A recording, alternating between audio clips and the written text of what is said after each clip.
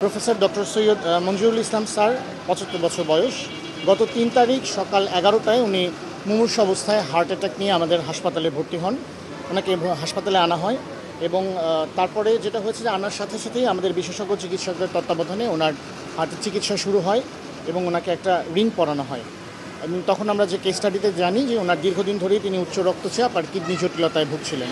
তো রিং পরানোর পরপরই যেহেতু আরও অন্যান্য সমস্যাগুলো ছিল, এই কারণে একটি মেডিকেল বোর্ড গঠন করা হয় এবং মেডিকেল বোর্ডের সিদ্ধান্ত অনুযায়ী ওনার চিকিৎসা চলছিল।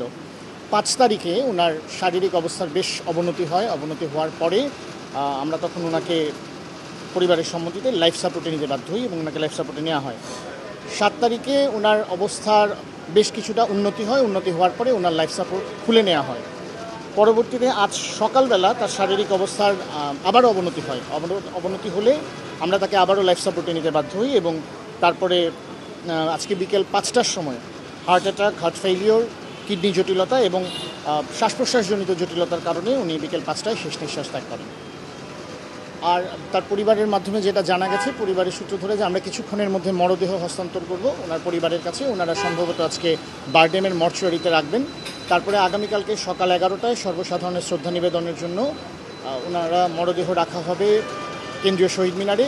এরপর জোহরের নামাজের পরে ঢাকা বিশ্ববিদ্যালয় কেন্দ্রীয় মসজিদে ওনার জানাজা হবে এবং তারপরে মিরপুর ১৪ নম্বরে যে বুদ্ধিজীবী কবরস্থান আছে সেখানে তাকে দাফন করার সিদ্ধান্ত হয়েছে। পরিবারের পক্ষ থেকে আমাদেরকে এটাই জানানো হয়েছে। আমাদের এখানে রাখার ব্যবস্থা আছে, কিন্তু পরিবার সিদ্ধান্ত নিয়েছে বারডেমে রাখা।